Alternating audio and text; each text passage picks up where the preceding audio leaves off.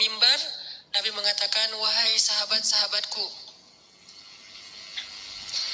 wahai sahabat-sahabatku, kalau aku pernah menyakiti kalian sebelum ini, maka maafkanlah aku. Jika kalian ingin mengambil hak kalian untuk membalas, maka balaslah sekarang, karena mungkin ini adalah pertemuan kita yang terakhir. Bayangin seorang nabi yang jasanya itu udah lebih daripada ibu ke anak kan? Jasa ibu ke anak masih kalah dengan jasa nabi kepada umatnya. Kalau ibu ke anak jasanya apa? Mengandung, melahirkan, menyusui, membesarkan. Kalau jasa nabi bukan cuma di dunia, tapi juga di akhirat. Nabi itu paling berjasa dalam hidup kita, bahkan lebih daripada orang tua kita. Orang tua kita nanti di akhirat ninggalin kita loh. Begitu bangkit dari kubur, semuanya jalan sendiri-sendiri. Bahkan kalau kita dikuburin satu kuburan dengan pasangan kita, cinta sejati nih, pengen satu kuburan berdua, nanti begitu bangkit tetap aja nggak saling menolong, bahkan saling meninggalkan. Kenal nggak? Kenal. Jadi pas kita bangkit dari kubur, baru dihidupkan kembali, kita ngeliat ke sebelah, ada dia di sebelah. Itu pasangan kita banget tuh. Bahkan bukan mantan, emang dia istri kita atau suami kita. Gak ada dendam gitu, masih ada rasa kasih sayang gitu. Bangkit dari kubur, ngelihat pasangan kita, sama sekali kita gak mikirin untuk menolong dia. Pergi aja sendiri. Dia juga gitu, pergi sendiri. Yauma yafirrul mar'u min akhih, wa ummihi wa abih, wa sahibatihi wa bani, likulli imri'in minhum yawma idzin sya'nun yughni. Hari ketika seorang ibu ayah meninggalkan anaknya, ketika istri suami meninggalkan pasangannya, ketika adik kakak meninggalkan saudaranya, ketika sahabat karib meninggalkan sahabatnya, setiap orang sibuk hanya dengan urusannya sendiri-sendiri. Cuman satu orang yang hari itu peduli kepada kita.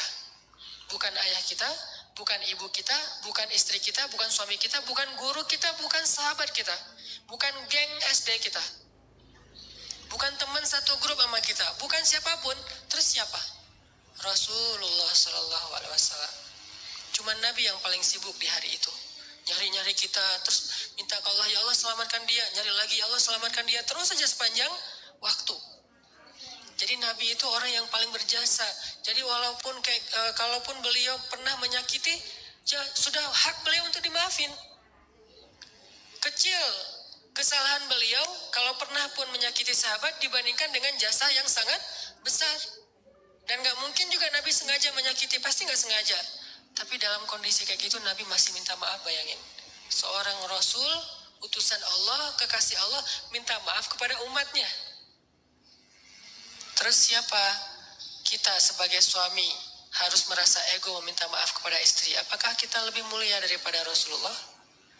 Siapa kita sebagai istri merasa ego meminta maaf kepada suami? Apakah kita lebih mulia daripada Rasulullah? Meminta maaf kepada orang tua, meminta maaf kepada anak, meminta maaf kepada mertua, teman, dan seterusnya. Apakah kita lebih mulia daripada Rasulullah yang udah sempurna? Tapi beliau tetap meminta maaf kepada umatnya. Nabi berdiri dalam keadaan susah payah. Padahal Nabi kalau pengen minta maaf bisa aja mention aja lah, nggak usah harus ketemu orangnya kan ya. Tinggal add siapa minta maaf ya, udah. Nabi bisa telepon, Nabi bisa japri, Nabi bisa ngutus orang, kasih tahu ke dia saya minta maaf. Atau suruh ngumumin sama kayak Abu Bakar gitu. Abu Bakar berdiri di atas mimbar, wahai kaum muslimin, Rasulullah lagi sakit keras. Beliau berpesan minta maaf kalau ada salah kepada kita semuanya. Bisa kan? Tapi saking seriusnya Nabi minta maaf, beliau dalam keadaan sangat lemah dan itu sakit yang membuat beliau wafat loh. Berarti sakit keras banget nih. Tapi beliau sempat-sempatin untuk berdiri di atas mimbar dalam keadaan gemetar dan mengatakan, maafkanlah aku wahai kaum muslimin, wahai sahabat-sahabatku. Dan kalau kalian sulit menerima permintaan maaf, maka balaslah sesuai dengan hak kalian. Nabi siap dibalas. Dan itu jujur dari Rasulullah. Tiba-tiba seorang sahabat yang kita tahu, Ukasyah, berdiri mengatakan, ya Rasulullah, saya akan mengambil kisos. Para sahabat semuanya kaget. Ukasyah kok tega banget sama Nabi, nggak ngelihat Nabi lagi sakit keras. Dan itu kekasih mereka semua.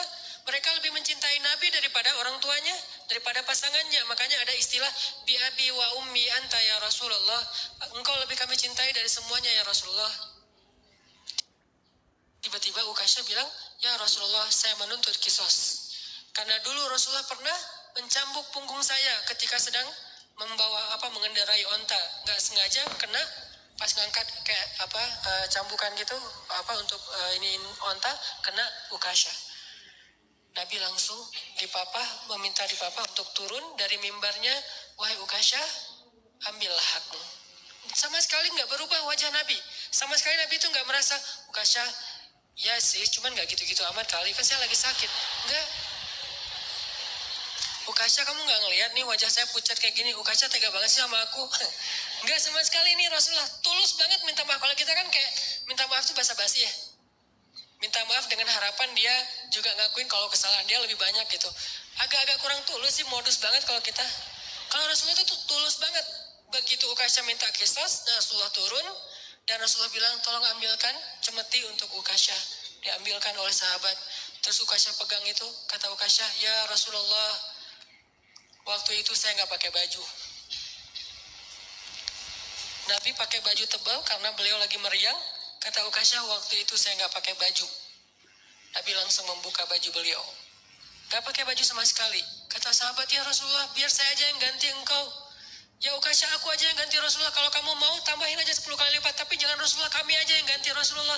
Banyak yang jadi relawan pengen gantiin posisi Nabi. Abu Bakar, Umar, semuanya pengen gantiin. Ukasha diam dan Nabi mengatakan, tidak. Itu adalah kewajiban aku untuk Ukasha. Itu hak Ukasha. Minggir. Pada minggir semuanya. Nangis sahabat. Melihat Nabi diperlakukan gitu-gitu amat. Seandainya boleh tuh udah digebukin tuh Ukasha. Cuman kan nggak boleh. Karena itu hak Ukasha ya. Pada sebel semuanya. Pokoknya habis ini kita unfollow semuanya. Di blog nggak ada yang boleh ngomong sama Ukasha. Pokoknya Ukasha itu harus dikucilkan. Udah pada sebel semuanya sama Ukasha. Ada yang di sebelahnya, Ukasha apaan sih lo? Kayak gitu-gitulah. Ukasha diem aja. Nabi membuka bajunya, nggak pakai baju sama sekali sehingga kelihatan kulit beliau yang bersih, badan beliau yang mulai kelihatan beliau lemah banget, sakit. Lalu Ukasha mendekat, Nabi bersiap dan Nabi udah pasrah. Kenapa? Karena Nabi tidak mau zalim kepada siapapun. Langsung dibuang tuh sama Ukasha cemetinya, langsung dipeluk oleh Ukasha, dicium punggungnya Nabi oleh Ukasha. Nabi kaget, Ukasha ada apa? Ukasha ada apa? Sahabat juga kaget, apa-apaan sih ini? Makin kaget gitu. Jangan-jangan kalau zaman sekarang ya. Oh ternyata Ukasha melukin Nabi erat banget dipeluk. Terus kata Ukasha, ya Rasulullah, masalah itu jauh-jauh hari udah saya lupakan. Saya itu mah nggak penting. Kalau Nabi mau cambukin aja lagi saya 1000 kali, nggak masalah buat saya. Saya hanya pengen kali ini karena Nabi bilang pertemuan terakhir, maka untuk terakhir kalinya saya pengen menyentuh kulit Nabi Muhammad SAW. Tapi nggak usah gitu-gitu amat juga ya kali ya kalau bahasa kita mah. Ini agak-agak unik nih caranya nih. Cuman Allah alam ya kondisi waktu itu, jangan menjudge sejarah. Yang jelas Ukasha meluk, terus Nabi mengatakan kulit yang bersentuhan dengan kulitku maka Allah haramkan dari api neraka. Yang lain pada heboh, yaudah ikutan. Heboh gitu. Sambil meluk, sambil selfie, ada yang pengen update status gitu kalau zaman sekarang. Kan nggak lupa ya kemana-mana bawa handphone, sadar kamera banget.